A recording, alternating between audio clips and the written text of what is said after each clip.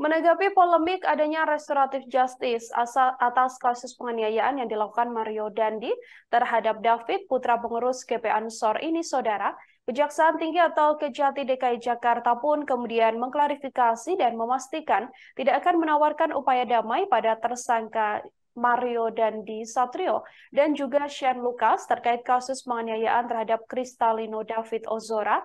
Kepala Seksi Penerangan dan Hukum atau Kasipenkum Kejati DKI Jakarta, Ade Sofyan, mengatakan pihaknya telah menutup peluang restoratif justice atau RJ untuk kedua tersangka tersebut. Ade menambahkan perbuatan Mario dan Shane Lucas telah menyebabkan David menderita luka berat hingga mengalami koma. Ancaman hukuman terhadap kedua tersangka juga telah melebihi batas maksimal untuk dilakukan upaya restoratif justice.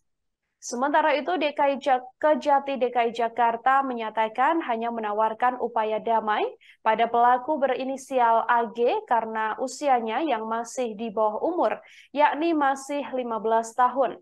AG sendiri ditetapkan oleh kepolisian sebagai pelaku anak berkonflik dan AG merupakan kekasih dari Mario Dandi. Ade mengatakan statement Kejati DKI Jakarta yang memberikan peluang untuk menawarkan diversi pada anak AG yang berkonflik dengan hukum ini semata-mata hanya untuk mempertimbangkan masa depan dari AG. Selain itu, Kejati DKI Jakarta juga menilai AG tidak secara langsung melakukan kekerasan terhadap korban. Hanya saja kembali lagi upaya restoratif justice terhadap pelaku AG ini tidak akan dilakukan jika korban dan keluarganya enggan berdamai dari diri mereka sendiri. Meski ada penawaran atau upaya agar AG dan juga pihak keluarga David ini melakukan restoratif justice atau pertemuan dan mediasi dalam upaya mendamaikan perkara, namun apabila keluarga memang tidak berkenan bahwa AG ini akan berdamai dengan David, maka nantinya Kejati tidak akan memaksakan untuk adanya upaya restoratif justice. Upaya restoratif justice sendiri, Saudara, merupakan upaya mediasi dan juga upaya perdamaian yang kemudian dilakukan secara kekeluargaan.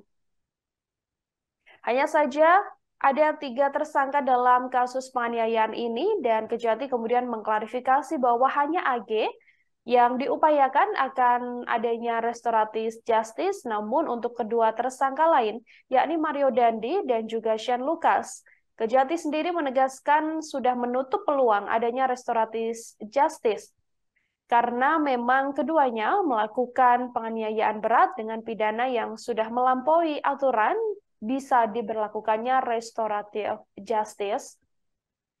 Saat ini kedua tersangka yakni Mario Dandi dan Shane Lucas juga masih menghadapi kasus hukum sampai akhirnya nanti upaya persidangan akan digelar untuk kedua tersangka. David sendiri yang merupakan korban penganiayaan berat yang dilakukan oleh Mario Dandi ini masih terbaring lemas di rumah sakit meskipun sampai saat ini dari update informasi yang diberikan oleh pihak keluarga bahwa memang kondisi David berangsur-angsur membaik.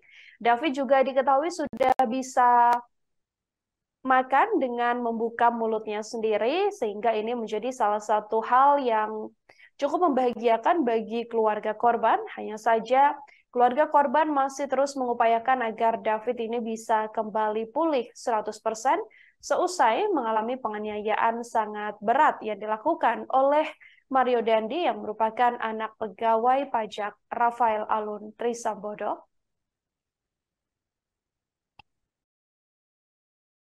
Terima kasih sudah nonton.